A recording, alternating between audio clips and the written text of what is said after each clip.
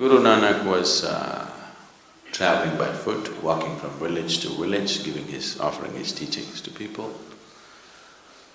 A very compassionate and courageous man, both ways, and quite… we like him because he's not one of those all the time smiling, gentle saints. He knows when to be hard, when to be soft.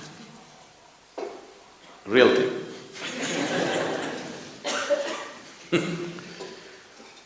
So one day he happened to be a guest in a home of a very rich man in the area.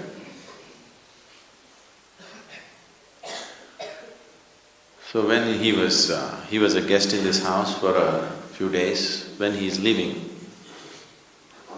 he gave this man a needle, a sewing needle. He gave this needle and said, "You keep this with you. Sometime when you see me, you can give it back to me. Till then, please keep it with you." A needle, not a golden one, just a simple needle. That man took it and kept it with him.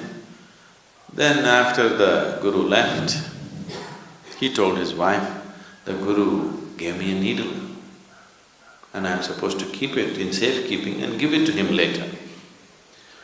The wife, who was little wiser than him, usually they think they are, said, "You fool, why did you take a needle from a Guru? If you take something from a man like him, and suppose he's an old man and if he dies and you don't get to give back this needle, what will you do? You will be in debt forever. Taking a needle from a Guru, why did you take it? You should not receive anything from a man like him. What we offer is fine, never take anything from a man like him.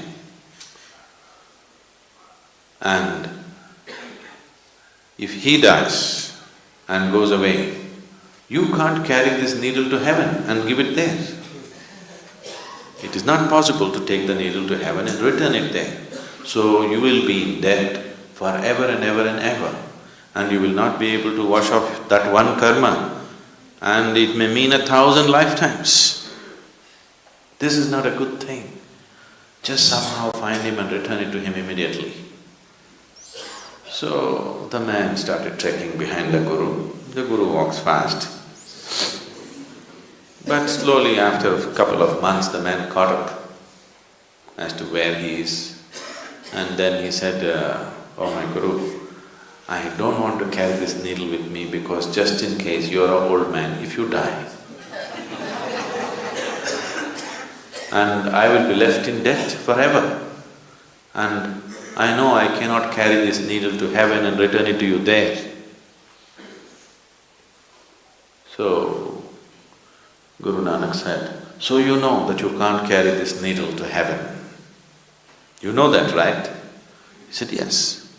"Then when you know this, that you can't carry a needle, what are all these things that you're accumulating? You will not be able to carry any of that. If you can't carry a needle, definitely you can't carry anything else." Then the man got the message. He fell at his feet and he went back home, sold everything that he can sell, just kept what is needed for his family, for him and his family. And the rest, because the whole society was poverty-stricken, so he went about building whatever was needed for the well-being of the people around. All these days, people were living in poverty, he was going on accumulating. The world is a limited space. This planet is a limited resource. If each individual goes about accumulating endlessly, all that can happen is strife, all that can happen is pain. Unless every individual somewhere fixes it within himself, okay, this is my deal, beyond this I will not go.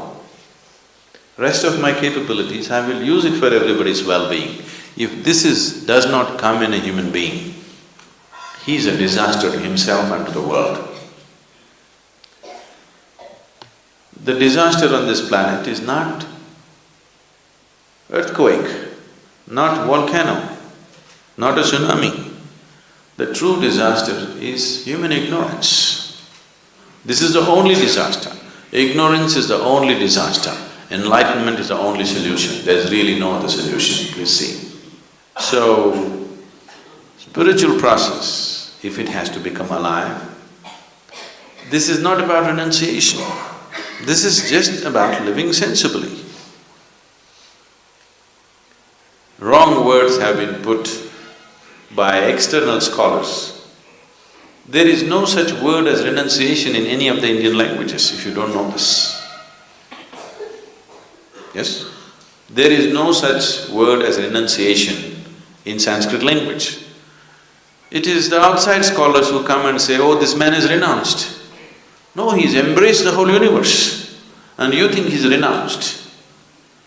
That is your understanding, because you cannot think of life without possessing this one part of the planet is mine, without that you cannot live. Somebody has embraced the whole universe, so he did not think he has to gather it because all the stars belong to him. The whole galaxy belongs to him.